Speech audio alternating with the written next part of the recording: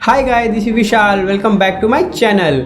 आज मैं बताऊंगा 10 biggest fall in the history of Indian stock market in a single day, और उसका कारण भी बताऊंगा क्यों गिरा वो सिंगल डे में। तो चलिए जानते हैं, let's go. 1992 market crash.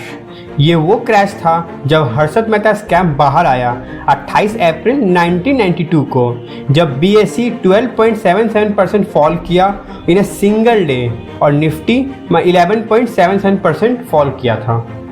2004 crash, जब NDA इलेक्शन हार गई और फॉरेन इन्वेस्टर को लगा इमर्जिंग सेक्टर डूबता हुआ नजर आ रहा था, क्योंकि UPA हाउस ऑफ कॉमन में 1 सीट से मेजोरिटी बना लिया। कुछ एनालिस्ट का मानना था फॉरेन इंस्टीट्यूशनल इन्वेस्टर UBS ने सारे शेयर सेल करना स्टार्ट कर दिया था, दूसरी पॉलिटिकल पार्टी चेंज होने के कारण। इसी कारण BSE सेंसेक्स 17 मई 2004 को 15.52% नीचे गिर गया, जो कि उस समय का ग्रेटेस्ट फॉल था। 2006 फाइनेंशियल क्राइसिस। 18 मई 2006 को BSE सेंसेक्स 826 पॉइंट नीचे गिरा और निफ्टी -6.77% नीचे गिर गया। इस फॉल का कारण फाइनेंशियल क्राइसिस बताया गया था। 2007 डिजास्टर। 2007 से 2008 के बीच financial crisis Indian stock market में आया, जो कि मल्टीपल टाइम ड्रॉप हुआ इन अ सिंगल ईयर। और 2007 में मार्केट में 5 बार बिगेस्ट फॉल आया, जिसमें से 2 बिगेस्ट फॉल को मार्क किया गया है। पहला 18 अक्टूबर को, जहां सेंसेक्स 766 पॉइंट नीचे खुला और निफ्टी 222 पॉइंट नीचे, और दूसरा फॉल हुआ 17 दिसंबर को, जब FII और DII ने हेवी सेलिंग करना स्टार्ट कर दिया, जिसके कारण सेंसेक्स 856 पॉइंट नीचे गिरा और निफ्टी 271 पॉइंट नीचे। 2008 फाइनेंशियल क्राइसिस। 2008 का क्रैश पूरे वर्ल्ड के स्टॉक मार्केट को हिला कर रख दिया और बहुत सारी बड़ी बड़ी कंपनियां बैंकक्रप्ट हो गई। आधे से ज़्यादा दर्जन अमेरिकन होमलेस हो गए। इस गिरावट को ब्लैक मंडे का नाम दिया गया, जो कि 21 जनवरी 2008 को, जब Indian stock market Sensex 1410 point नीचे गिरा और निफ्टी 496 पॉइंट, जो कि होता है 8.7% नीचे। 2009 का फाइनेंशियल क्राइसिस। एंड ऑफ 2008 तक सेंसेक्स 20,465 से 9,706 पॉइंट नीचे आ गया, जो कि होता है लगभग 48% डाउन इन अ ईयर। लेकिन 6 जुलाई 2009 में फिर से फाइनेंशियल क्राइसिस आया, जिसके कारण सेंसेक्स 869 पॉइंट नीचे गिरा और निफ्टी 5.8% नीचे आया। 2015 का डिजास्टर।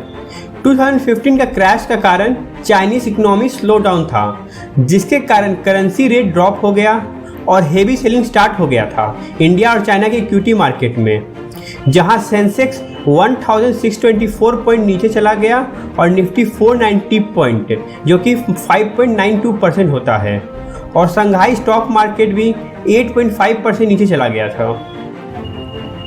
2016 का डिजास्टर।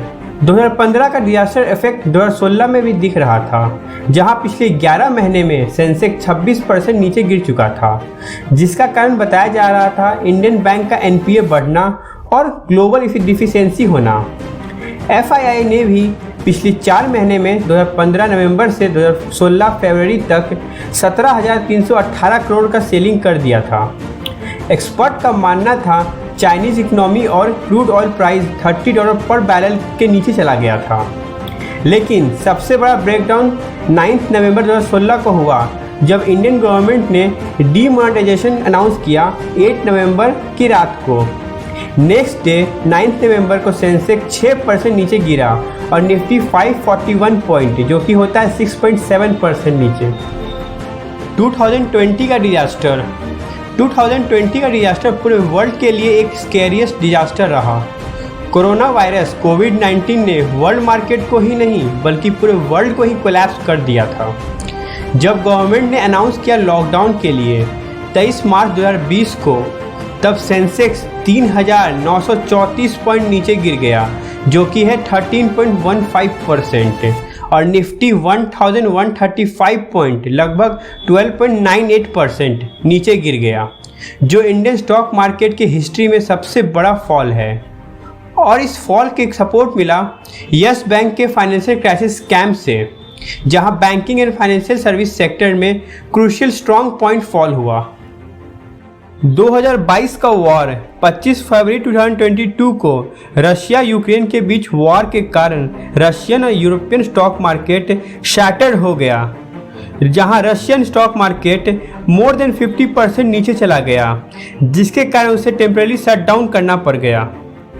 इस वॉर के कारण वर्ल्ड के साथ इंडियन स्टॉक मार्केट में भी असर दिखा, जहां 1 घंटे के अंदर ही 10 लाख करोड़ से भी ज़्यादा का वेल्थ वाइप आउट हो गया इंडियन मार्केट से, जिसमें सेंसेक्स 2702 पॉइंट नीचे चला गया जो होता है 4.72%, और निफ्टी 815 पॉइंट नीचे चला गया जो है 4.78%।